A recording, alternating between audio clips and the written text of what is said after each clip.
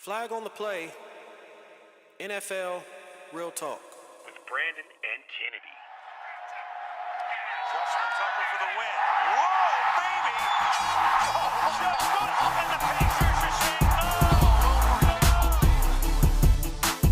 no. Hey, what's going on, football fans? This is your boy Brandon coming at you for another episode of NFL Real Talk with Brandon and Kennedy. Man, football is finally back. Believe it or not, it is finally back after all that waiting. Real interesting week one went down. We had a lot of interesting things take place. We're gonna go through the games and the scores and whatnot. But what I want to do first is I want to congratulate Chip Kelly and his Oregon offense for being so impressive on Monday night.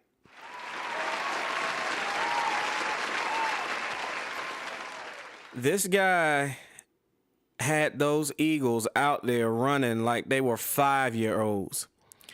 And you know what? By the third quarter, they were beat. Let me tell you something. This offense, no matter how pretty it may be, no matter what's the word I'm looking for? No matter how up tempo it is, the fact of the matter is this offense is for kids.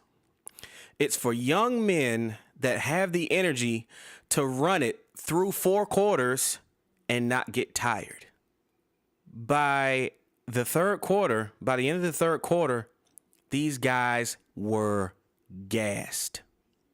They were gassed. They were tired. You know, and I turned, as a matter of fact, I turned from the game after halftime because, you know, what was it, 26-7 or something like that, what the score was at halftime. And, you know, to be truthful about it, the Redskins just looked dead, man. You know, I expected RG3 to be kind of rusty coming back, you know, not playing in any preseason games or whatever. I expected him to be rusty. In the first half, he redefined the word rusty. But it wasn't all his fault. The defense as a whole looked slow.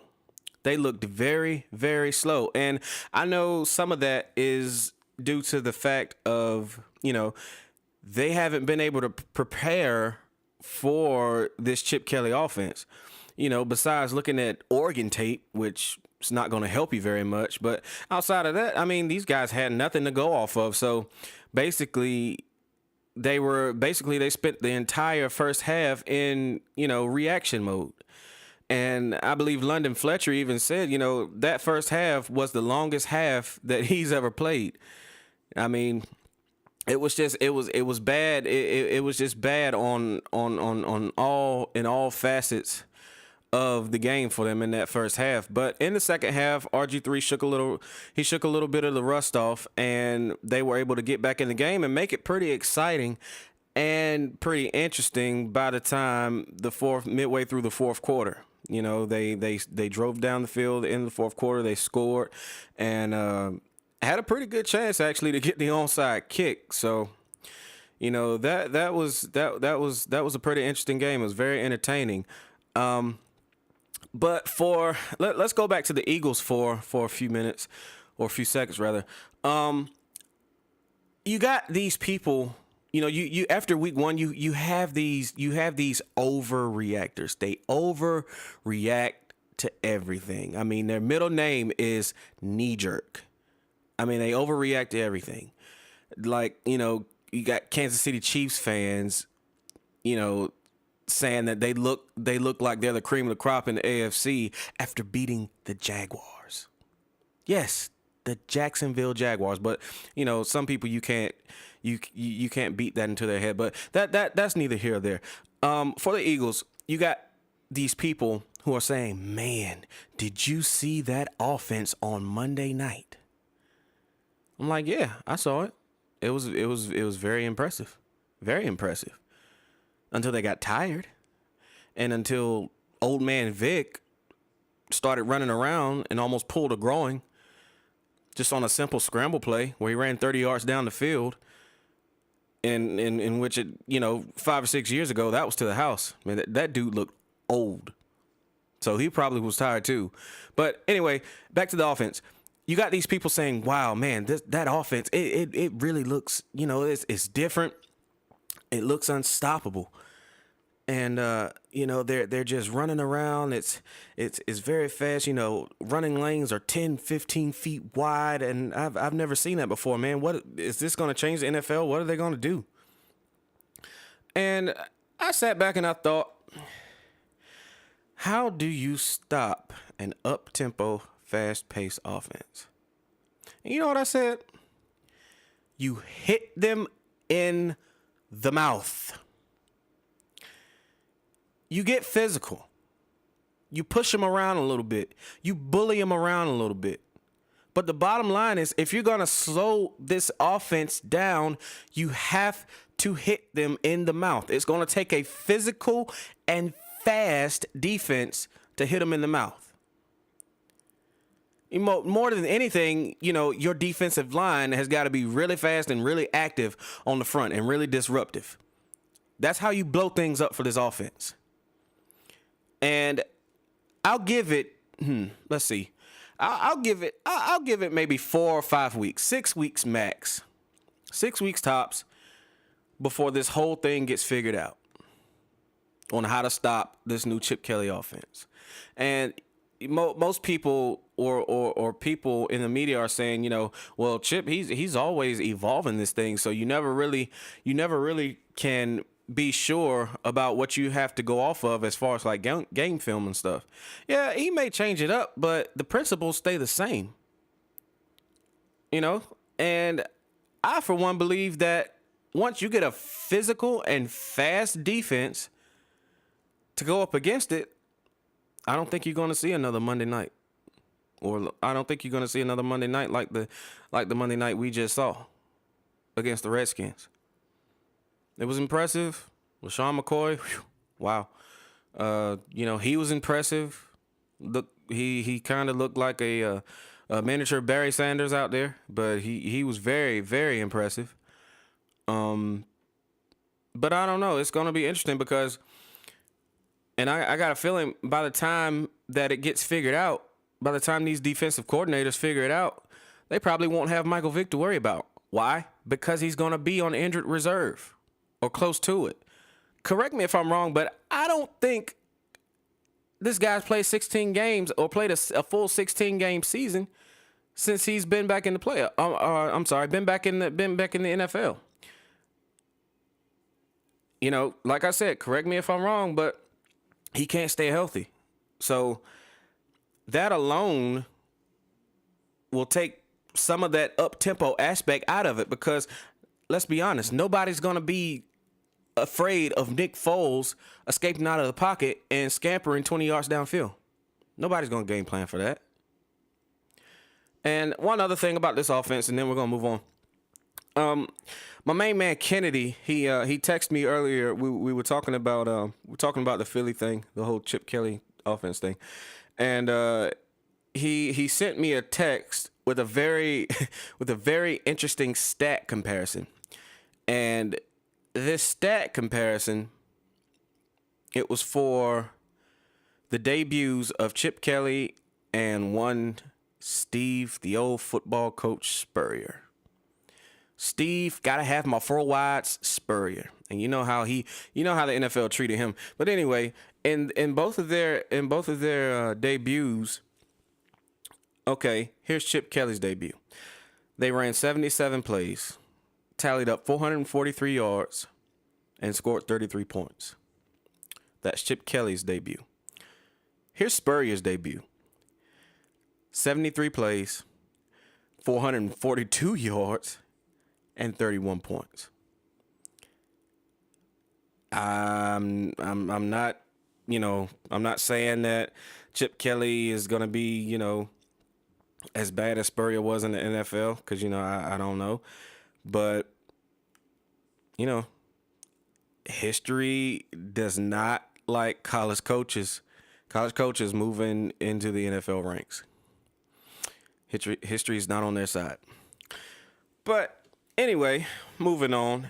Like I said, there were more interesting games that were played over the weekend. New England squeaked by Buffalo 23-21 at the end with a last minute field goal pretty much. Chicago beat Cincinnati 24-21, Miami over Cleveland 23-10, Detroit over Minnesota 34-24. And one thing about this game, Minnesota's first play from, I can't remember if it was their first play from scrimmage, but the first time Adrian Peterson touched the ball Sunday, I think it was like a 78-yard touchdown or something. It was 70-something yards. First time he touches the ball. But outside, and I think he scored a total of 3 touchdowns. Yeah, he ran for 2. He ran for 2 touchdowns, and he caught 1. Other than that, the Vikings had nothing. And from here on out, they will have nothing. You know why? Because Christian Ponder is still their quarterback. Now, I don't know. I don't think he's Blaine Gabbert bad. I don't think he's that bad. But Christian Ponder, when I look at this guy play, and I was able to watch him play. I'm able to watch every game with DirecTV Sunday Ticket. Great thing. If you don't have it, you should get it. DirecTV should pay me for that last little bit of promo. But anyway, when I look at this guy, when I look at Ponder, he's not. He just does not look like an NFL caliber quarterback. His persona, the way he carries himself on the field. I just don't see an NFL quarterback when I look at him. And maybe he'll bounce back and prove us all wrong. But, with that guy, I just don't see an NFL quarterback. And Reggie Bush had a heck of a game that game. But anyway, Detroit over Minnesota, 34-24. Indiana over Oakland, 21-17. Battle of the legs. Turns out, as bad as Terrell Pryor is, and I mean bad in a good way in this sense, as bad as Terrell Pryor is with his legs, Andrew Luck proved to be a little bit better on Sunday, scampering for the game-winning touchdown. New Orleans over Atlanta, 23-17. Everybody's hyping New Orleans defense. They're calling New Orleans contenders again based on their defensive showing.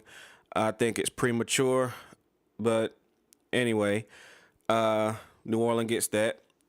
23-17.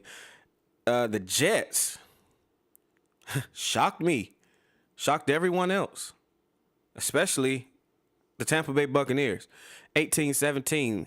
That game was crazy. It was, and I want to spend a few minutes on this one.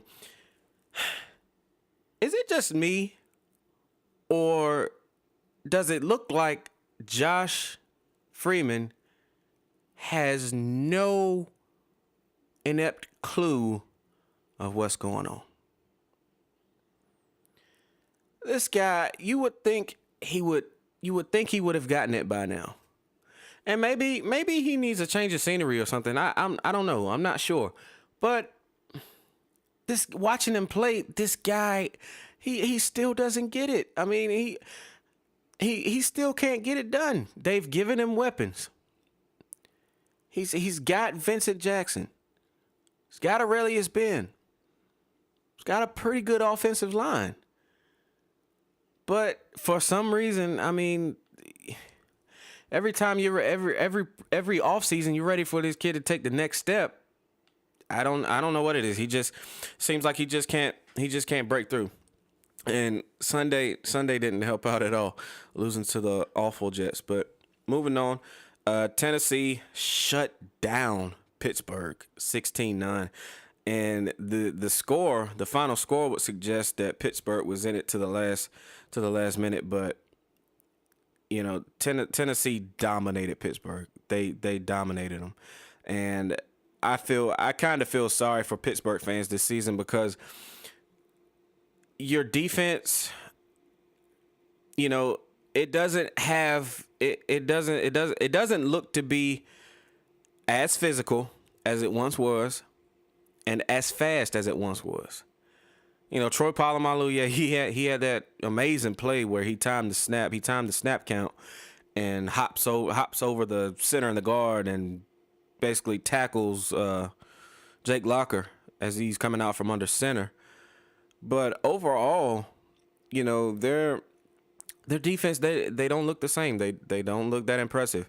And, you know, I'll give Dick LeBeau probably until midway through the season, because you never want to count out Dick LeBeau. But they just don't look the same. Moving on, Seattle over Carolina. Oh, this one was awful. It's an awful game. 12-7. They beat Carolina. You know, I kind of had high hopes for Carolina and for Cam Newton, Carolina in this game, because I felt like going in that it would be a good defensive game and it would be low scoring. I didn't know it was going to be this low scoring, but I figured it would be a good defensive game, and that it was. But Carolina, they could not muster up anything offensively after that long touchdown in the second quarter. You know, on that drive, they looked magnificent. You know, Cam showed you his arm, he showed you his legs. Offensive line opened up a few running lanes for D'Angelo Williams.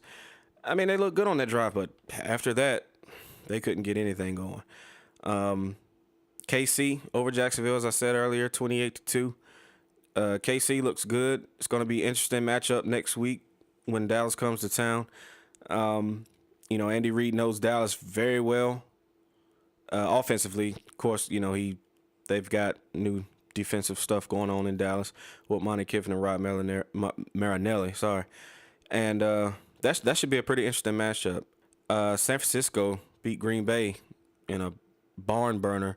Colin Kaepernick looked excellent in this game. The kid went bonkers. Threw for over 400 yards. And here's why. The Baltimore Ravens gift wrapped Anquan Bolden to those guys. Anquan Bolden was flat out dominant in this game. I think he caught like, well, I know he went for over 200 yards. Unheard of. But here's why I'm not completely sold. I still think they're the best team in the NFC, the 49ers. I still think they're the best team in the NFC. But here's why I'm not completely sold after that game. And the reason why is because Green Bay is awful defensively, especially in the secondary. They're good up front, but in the secondary, their front seven's good to go. But their secondary got fried Sunday. So I'm going to be looking forward to the matchup Sunday night with the 49ers and the Seahawks. That'll be a good test for that 49ers passing game with Richard Sherman and Brandon Browner out in Seattle. So I'm going to be tuning into that. And then on Sunday night, we had Dallas over New York, 36-31. Dallas forcing 6 turnovers. You take the win however you can get it, especially a division win. But you got to be concerned about, you know, Eli throwing over 400 yards. But we'll see how they fare out in Kansas City against Andy Reid in that offense. And, you know, finally we had the Monday night game, or the Monday night games. We had Philly 33-27 over Washington. And San Diego, boy, that was bad. Falling 31-28 to Houston. You know, starting to, it's one game. I'm not going to knee-jerk anything. But that's not, as a San Diego's, if you're a San Diego's Charger fan, that's not what you want to see, you know, week 1. Your team giving up a 28-7 lead to lose the game. You know, it's just not what you want to see. But anyway, that's a recap of week 1. Got some exciting games coming up in week 2. You know, as I stated, I think the Kansas City-Dallas game will be a good one. You got Thursday night, you've got the Jets traveling to New England. I think we'll have 2 straight Thursday night massacres. Of course, the Baltimore Ravens got massacred last Thursday by Denver, and I think it'll happen again this or tomorrow, Thursday. I think it'll happen again Thursday night.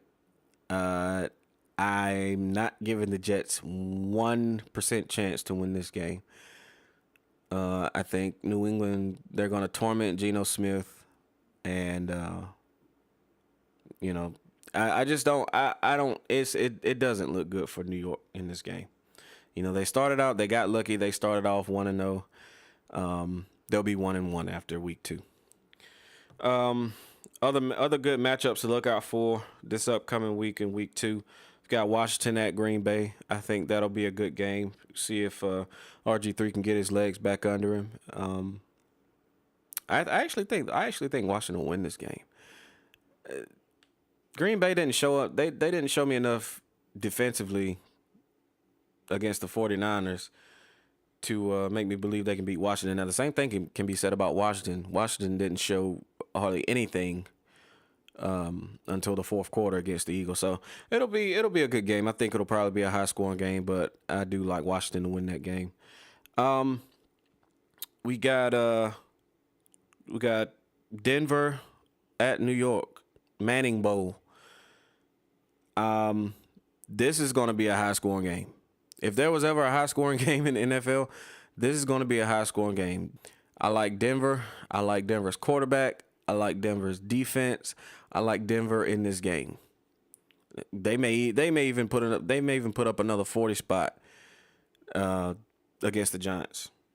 Who knows? Remains to be seen. And then, of course, Sunday night we got San Francisco at Seattle. That one's self-explanatory. 49ers going to Seattle, up against not only the Seahawks but the 12th man. Toughest place to play in the league. That'll be a good game. That's a toss-up right there. I don't know who's going to win that game, but it'll be a good one. I promise you.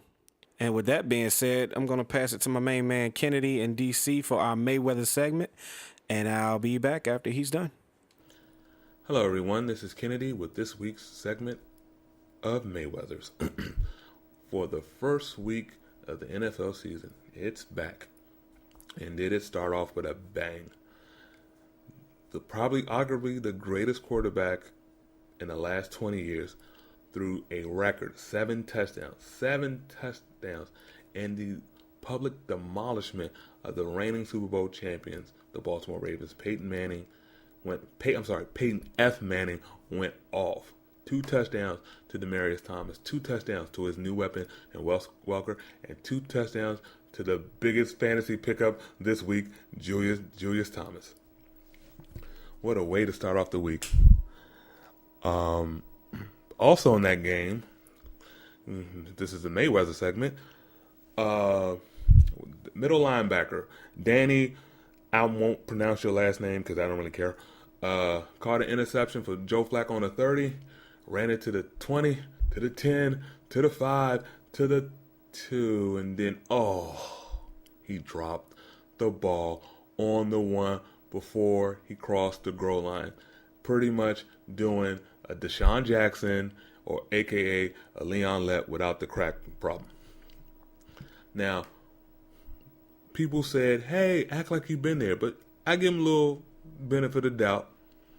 Defensive player, how often is he going to be there?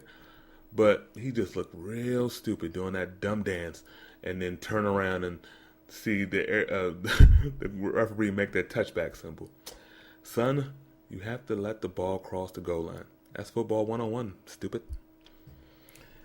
Second, and breaking Mayweather news.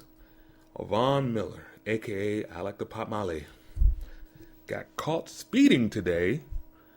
Now, it was only 13 miles per hour, but still, for an individual who's sitting out 6-game suspension, being cited for speeding, not a good look, dummy.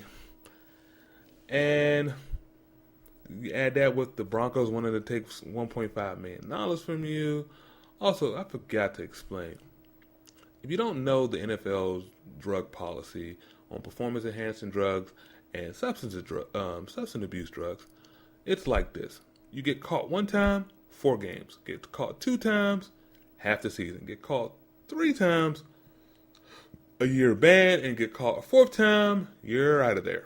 So, Von, I like to pop my lead, got 6 games. Now, why you wonder why you asking that? Because in 2011, he got caught for smoking weed. Yes, the Bob Marley.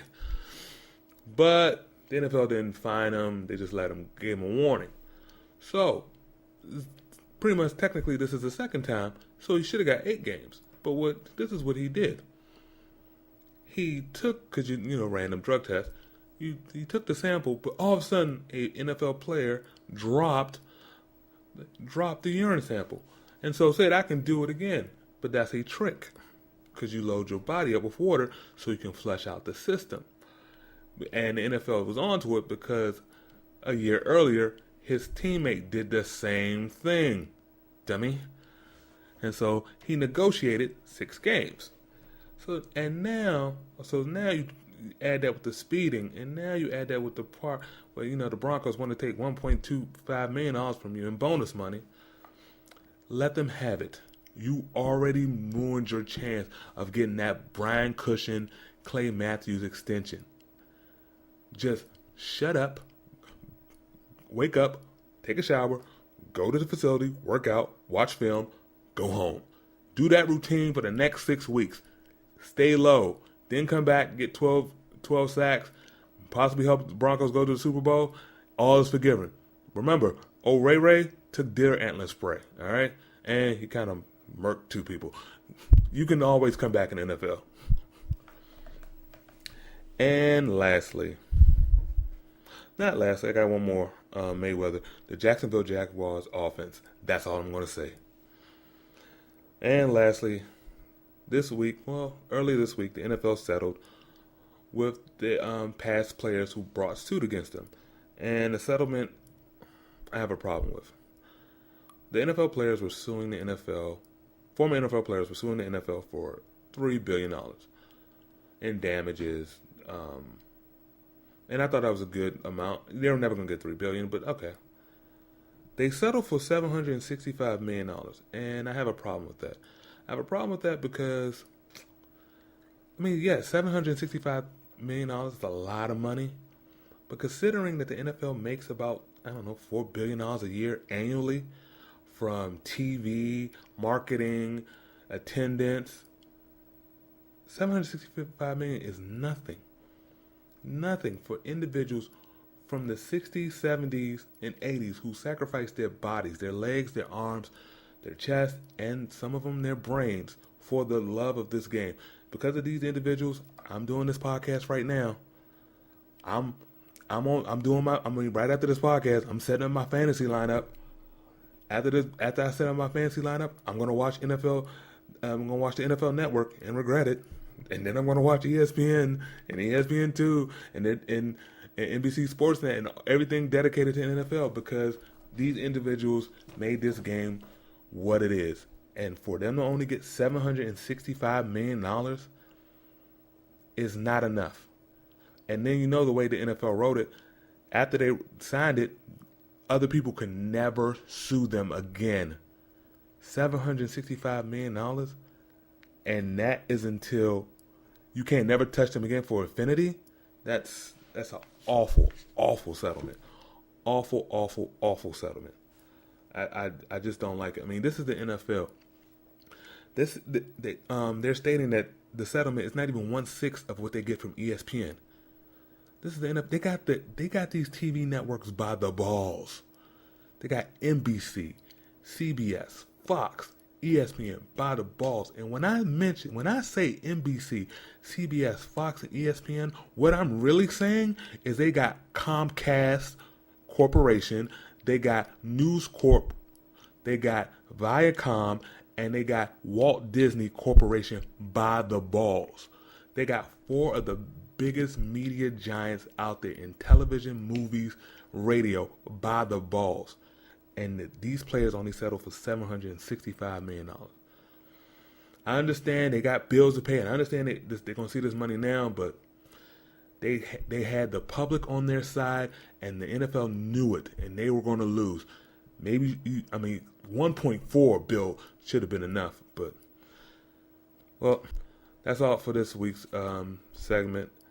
I'll talk to y'all next week. Send it back to Brandon in Parts Unknown. All right, I'm back. That was my main man Kennedy with this week's Mayweather segment. Gotta love that guy, right? That's gonna do it for us for this week. Be sure to tune in next week. Gonna have another great podcast coming at you. And also catch us out on the web. Our website's up now. It's NFL Real Talk. That's NFL REEL Talk.weebly, WEEBLY.com. NFLRealTalk.weebly.com. Catch us on the web, or you can just shoot us an email directly at NFLRealTalk@gmail.com. This is your boy Brandon for Kennedy saying peace out. Catch you next week.